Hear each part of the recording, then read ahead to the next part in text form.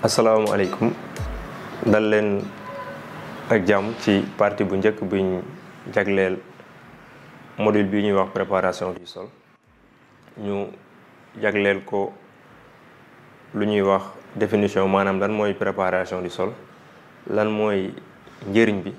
ak tamit naka lañ koy defee buñ ne préparation du sol maanaam nan la ñuy waajalee suuf wala nan la ñuy liggéeyee suuf pour bay dañ naan ay opération yu bëri la maanaam ay liggéey yu bëri la yoo xam ne nit ki da koy def bi nga xam ne njëriñ li mooy ñu liggéey suuf bi ba nga xam ne couche yi mooy suuf bi xam ngeen dafa am ay couche noonu lañ ko diviser ñu fexe ba réaménager ko maanaam partie yu composé suuf bi ñu liggéey ko ba nga xam ne composante éléments yu ko composé yi dañuy restructurer waat mën naa ko tuddee noonu loolu buñ ko defee loolu la ñuy wax ci wàllu agriculture loolu la ñuy wax préparation du sol léegi loolu njëriñ bi mooy ñu fexe ba doole bu suuf bi am mën naa nekk doole boo xam ne suuf bi dafa am doole naturellement wala doole boo xam ne xëy na dañoo jël tos wala engrais doole ci ñu fexe ba doole boobu suuf bi am ko mën koo jox gàncax bi waaw mën nañ ne bu fekkee ne liggéey nañu suuf bi ba nga xam ne suuf bi am na doole pour mën a jëriñ gàncax bi mën nañoo wax ne loolu ñu def mën nañ koo tuddee travail du sol wala préparation du sol. léegi buñ ne travail du sol lan mooy njëriñ bi ñu bëri buy nawet di dugg si wala bu ñuy waaj a dem campagne dañuy liggéeyaat seen suuf bi xëy na mën nañoo jël ay tracteur wala ay nit yu leen ko defal léegi loolu lan mooy njëriñ bi bëri na wante mën nañ cee jàpp ñett bu ci njëkk mooy ñu xool nan la ñuy dooleel waatee wala améliorer lu ñuy wax propriété physique bu suuf bi dafa bëri yu ko composé ci biir am na ay couches yu bëri am na ay éléments yu bëri am na aussi ay mën naa ne ay sax wala ay walaxanjaan yu ne ci biir léegi loolu bu ñu defee travail du sol bi day tax éléments yooyu gën a dund waaw loolu ci njëriñu travail du sol la bokk maanaam lu ñuy liggéeyee suuf bi li ci topp mooy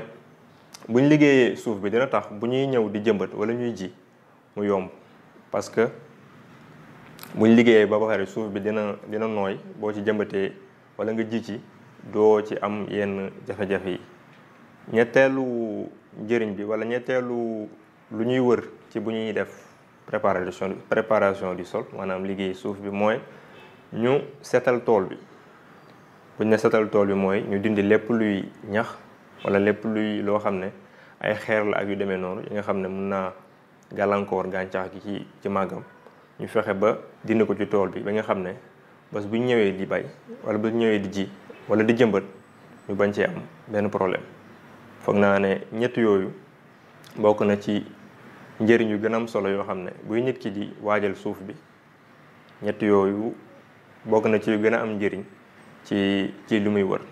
ñetteelu pàcc ci chapitre bi ñu mooy yan méthode ñoo am ci préparation du sol maanaam nan ak nan lañu war a waajalee suuf bi wala liggéeyee suuf bi laata ñu ciy ji wala laata ñu ciy jëmbat. loolu bu ñu seetloo ci Sénégal ak xëy na dëkk yu ñu wëri mën naa ne xaaj ci ñaari partie ci ñaari wàll bu njëkk bi mooy liggéey yi nga xam ne bu ñu koy def il faut que ñu am ay machines yu ko def li demee ni ay tracteur yoo xam ne moom la ñuy jël am yuñ takk ci gannaaw mooy outil yuy travailler pour mën a liggéey suuf bi loolu mooy bu njëkk bi moom la ñuy wax les opérations motorisées. am na tamit beneen partie bi nga xam ne buñ koy def il faut que ñu am xëy na ay jur lu demee ni fas wala mbaam moom la ñuy gën a faral di jëfandikoo ci réew mi wala tamit nag yoo xam ne tamit dafa am ay appareils yoo xam ne ñoom la ñuy takk yooyu ñooy liggéey suuf bi. mun naa ne buñ seetloo ci Sénégal ak dëkk yu ñu wër ñaari partie yooyu moom la ñuy gën a def pour liggéey suuf bi. léegi nag ñaar yooyu muy opération motorisée maanaam yoo xam ne day laaj ñu jëfandikoo tracteur pour liggéey suuf bi wala yi nga xam ne dañuy jëfandikoo jur gi pour liggéey suuf bi dinañ ko waxtaanee ci chapitre yii di ñëw incha allah. ñu ngi leen di jaajëfal. chapitre bu njëkk bi bu njagleel